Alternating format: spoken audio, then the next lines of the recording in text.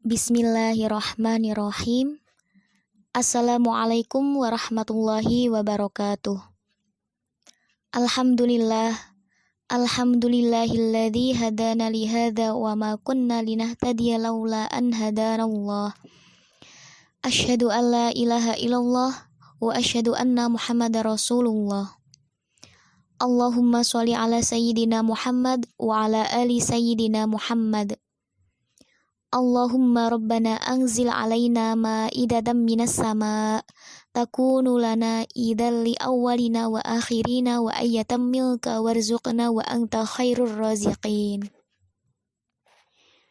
Sebelumnya perkenalkan, saya Nurmita Sari dari kelas 2D Administrasi Bisnis. Di sini saya akan melanjutkan mengenai pembahasan kitab Fadilah Amal bab ke-1, yaitu tentang ketabahan menghadapi kesusahan dan cobaan demi agama. Kita bukan saja tidak dapat menahan kesusahan dan penderitaan, sebagaimana penderitaan baginda Rasulullah Shallallahu Alaihi Wasallam dan para sahabat beliau di dalam menyebarkan agama ini. Bahkan keinginan untuk melakukannya pun sudah merupakan hal yang sangat sulit bagi kita. Kisah kehidupan mereka telah banyak ditulis dalam kitab-kitab tarikh atau sejarah. Namun jangankan untuk mengamalkannya, untuk mengetahuinya pun kita tidak sanggup bersusah payah. Dalam bab ini akan diceritakan beberapa kisah mereka sebagai contoh.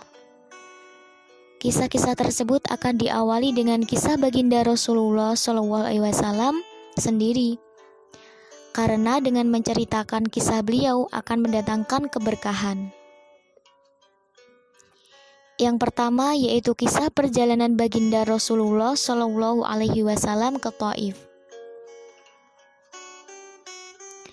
Selama 9 tahun sejak masa kerasulan, baginda Nabi Muhammad Shallallahu Alaihi Wasallam telah berusaha menyampaikan ajaran Islam dan mengusahakan hidayah serta perbaikan kaumnya di Makkah.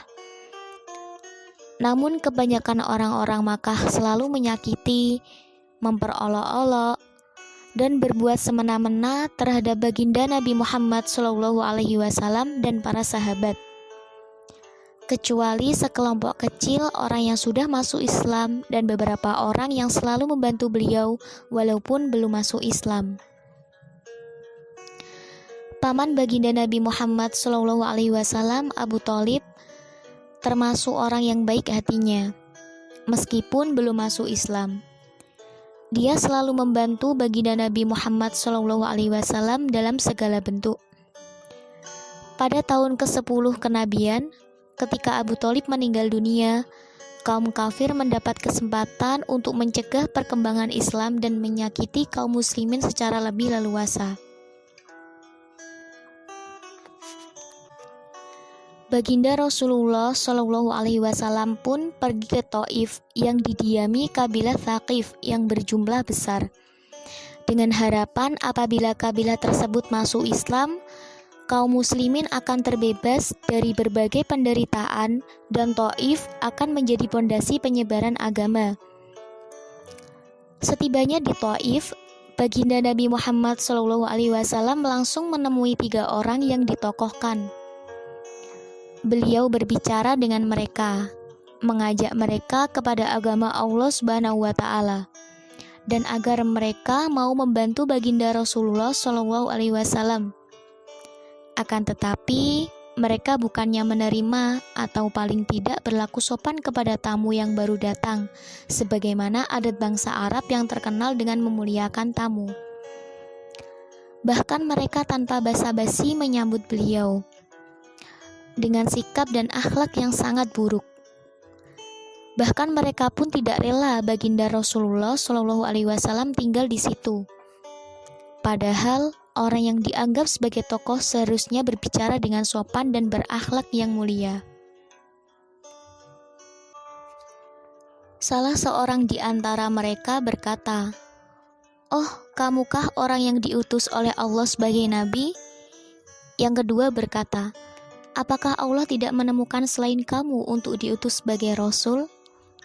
Yang ketiga berkata, "Aku tidak mau berbicara dengan kamu, sebab jika kamu memang seorang nabi seperti pengakuanmu, lalu aku menolakmu, tentu aku tidak lepas dari musibah. Jika kamu pembohong, maka aku tidak mau berbicara dengan pembohong."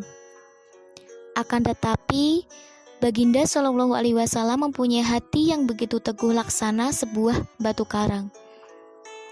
Beliau tidak berputus asa dan terus untuk mendekati masyarakat umum, tetapi tidak seorang pun yang mau mendengarkan beliau. Jangankan menerima, bahkan mereka menghardik, "Tinggalkan segera kota kami, pergilah kemana kamu suka." Ketika Baginda Nabi Muhammad SAW sudah tidak dapat mengharapkan mereka dan bersiap-siap untuk kembali, maka mereka menyuruh anak-anak kota Taif membuntuti Baginda Nabi Muhammad SAW. Mereka lalu mengganggu, mencaci, dan melempari Baginda Nabi Muhammad SAW dengan batu, sehingga kedua sandal beliau berlumuran darah. Dalam keadaan seperti itulah Baginda Nabi Muhammad SAW meninggalkan Taif. Di tengah perjalanan, tatkala sudah merasa aman dari gangguan anak-anak nakal itu, beliau berdoa kepada Allah Subhanahu wa Ta'ala, "Allahumma ilaika ashku du'fa quwwati wa qillati hilati wa hawani 'alan nasi ya arhamar rahimin. Anta rabbul mustada'afina wa anta rabbi ila ma takiluni ila ba'idi yatahajjamuni am ila aduwim malaktahu amri. Illam yakum bika alayya ghadabu fala ubali walakin afiyatuka hiya awsa'uli. A'udhu binuri wajhika alladhi ashraqat lahu dhulumatu wa soluha alayya amrud dunya wal akhirati. Min ayyazila bi ghadabuka aw yahilla alayya sakhatuka lakal utsba hatta tarda wala haula wala quwata illa bika." Ya Allah, aku adukan kepadamu lemahnya kekuatanku, habisnya upayaku, dan kehinaanku dalam pandangan manusia. Wahai yang maha penyayang dan melebihi segala sekalian penyayang, Engkaulah Tuhan orang-orang yang tertindas, dan Engkaulah Tuhanku. Kepada siapakah Engkau serahkan diriku? Kepada orang asing yang akan memandangku dengan muka masam, atau kepada musuh yang Engkau kuasakan kepadanya segala urusanku? Tiada keberatan bagiku, asalkan Engkau tidak murka kepadaku. Perlindunganmu sungguh sudah cukup bagiku. Aku berlindung kepadamu dengan nur zat-Mu yang menyinari segala kegelapan, dan segalanya menjadi baik segala urusan dunia dan akhirat. Aku berlindung dari turunnya kemarahan-Mu kepadaku atau kemurkaan-Mu kepadaku. Aku sanggup berbuat apa saja hingga Engkau ridho, tiada daya dan upaya melainkan dengan-Mu.